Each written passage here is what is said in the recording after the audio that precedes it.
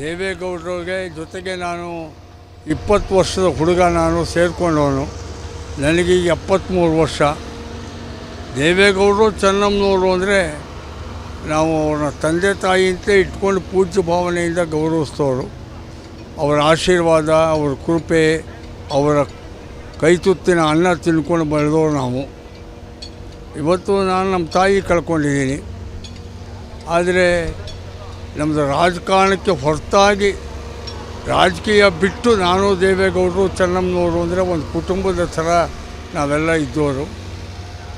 ಈಗ ರೇವಣ್ಣ ನನಗೆ ನನ್ನ ಕಣ್ಣು ಮುಂದೆ ಬೆಳೆದ ಹುಡುಗ. ಅವನ ದುಃಖ ನನಗೆ ಅರ್ಥ ಆಗುತ್ತೆ.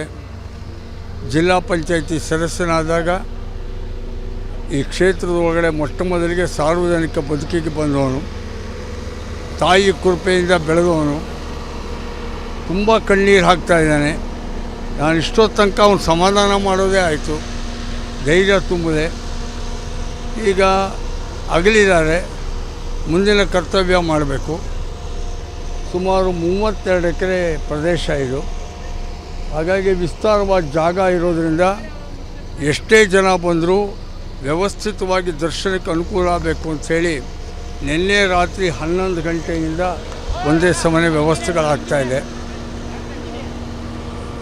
ಹೋಗಿರೋ ತಾಯಿ ಬರೋಲ್ಲ, ಆದರೆ ಆಕೆ ಆಶೀರ್ವಾದ ನಿರಂತರವಾಗಿ ನಮಗೆ ಬರೀ ಕುಟುಂಬಕ್ಕಲ್ಲ, ಸಾವಿರಾರು ಜನಕ್ಕೆ ಅನ್ನ ಹಾಕಿರೋ ಮಹಾತಾಯಿ. ಬಡವರು, ಬಗ್ಗರು, ಕಷ್ಟದಲ್ಲಿರೋರು ಬಂದಾಗಲೆಲ್ಲ ಮನೆ ಒಳಗಡೆ ಆದರಾತಿಥ್ಯ ಮಾಡಿದವರು. ನೂರಾರು ಘಟನೆಗಳು ನನಗೆ ಜ್ಞಾಪಕಕ್ಕೆ ಬರುತ್ತೆ. ಆ ಕುಟುಂಬದಲ್ಲಿ, ದೇವೇಗೌಡರ ರಾಜಕಾರಣದಲ್ಲಿ ಆಕೆ ಪರೋಕ್ಷವಾಗಿ, ಪ್ರತ್ಯಕ್ಷವಾಗಿ, ವ್ಯಕ್ತವಾಗಿ, ಅವ್ಯಕ್ತವಾಗಿ ಹೇಗೆ ತೊಡಗಿಸ್ಕೊಂಡಿದ್ರು ಅನ್ನೋದು ಕಣ್ಣಿಗೆ ಕಟ್ಟದಾಗಿದೆ.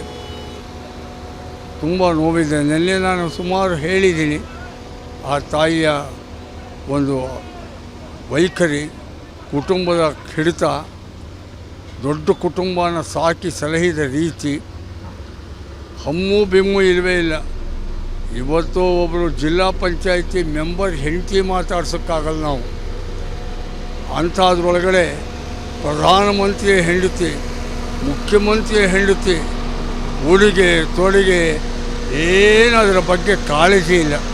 ಅಪ್ಪಟ ಗ್ರಾಮೀಣ ಸಂಸ್ಕೃತಿಯ ಅಭಿವ್ಯಕ್ತಿಯ ಆ ತಾಯಿ. ಒಂದು ಸಲ ದೇವೇಗೌಡರೇ ಹೇಳಿದರು, ರಾಮಕೃಷ್ಣ ಹೆಗಡೆ ಅವರ ಮುಖ್ಯಮಂತ್ರಿಯಾಗಿ ದೇವೇಗೌಡರು ಲೋಕೋಪಯೋಗಿ ಮಂತ್ರಿ, ನಾನು ಹೇಳ್ತಿರೋದು ಈಗ 40 ವರ್ಷದ ಕೆಳಗೆ. ಆವಾಗ ಯಾರೋ ಇದ್ದವರು, ನಿಮ್ಮ ಹೆಂಡತಿ ಏನು ಅಂದರು. ನನ್ನ ಹೆಂಡತಿ ಅಪ್ಪಟ ಹಳ್ಳಿ ಹೆಣ್ಮಗಳು, ಅವಳಿಗೆ ಲಿಪ್ಸ್ಟಿಕ್ಕು ಗೊತ್ತಿಲ್ಲ, ಸ್ನೋ ಪೌಡ್ರು ಹಚ್ಚಿಲ್ಲ ಅವಳು ಅಂತಾರೆ. ಆ ಮಟ್ಟಿಗೆ ಅಪ್ಪಟ ಹಳ್ಳಿಯ ಸೊಗಡು ಮೈಗೂಡಿಸ್ಕೊಂಡಂಥ ಸರಳ ವ್ಯಕ್ತಿತ್ವದ ಹೆಣ್ಮಗಳು.